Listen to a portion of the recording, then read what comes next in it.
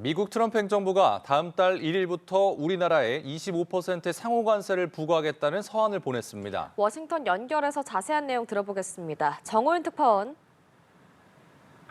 네, 도널드 트럼프 미국 대통령이 우리나라에 대한 상호 관세율을 25%라고 명시한 서한을 보냈습니다. 서한의 수신자는 이재명 대통령이고요. 트럼프 대통령은 이 서한을 자신의 SNS를 통해 공개했습니다. 트럼프 대통령은 한국과의 무역 관계가 상호적이지 않다고 주장했는데요. 구체적으로는 우리의 관계가 유감스럽게도 상호주의와 거리가 멀었다고 적시했고요.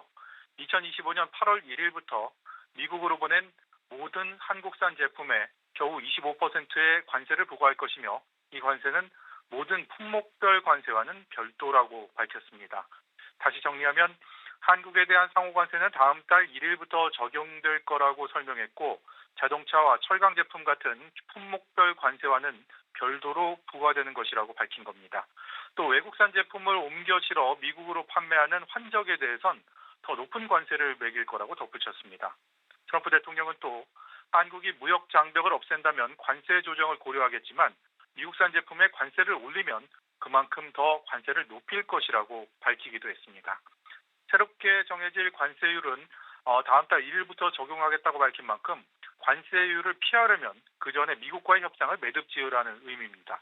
백악관은 트럼프 대통령이 상호 관세 유예 기간을 8월 1일로 연장하는 행정명령에 서명할 거라고 밝혔고요.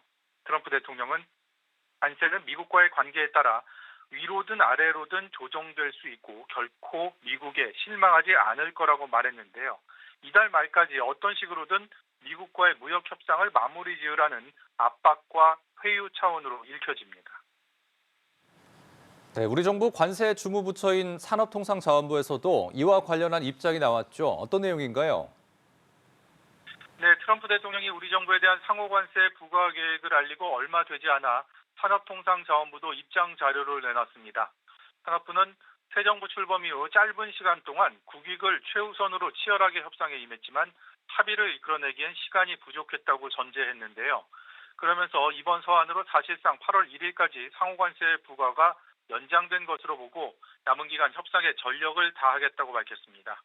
특히 미국의 주된 관심사인 무역 적자 해소를 위한 국내 제도 개선과 규제 합리화와 더불어 양국의 제조업 파트너십을 강화할 뜻을 강조했습니다.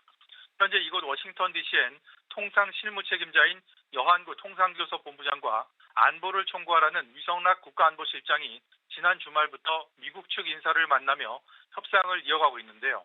앞으로 4주 남짓한 기간 동안 미국 측과 치열한 협상이 이어질 것으로 예상됩니다.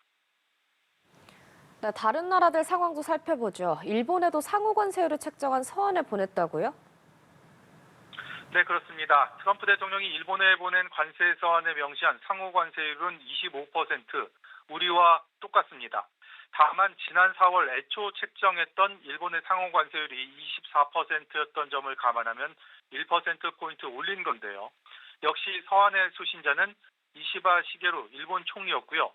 일본에 대한 미국의 무역 적자를 강조했습니다. 이 밖의 내용은 우리에게 보낸 서한과 거의 동일합니다.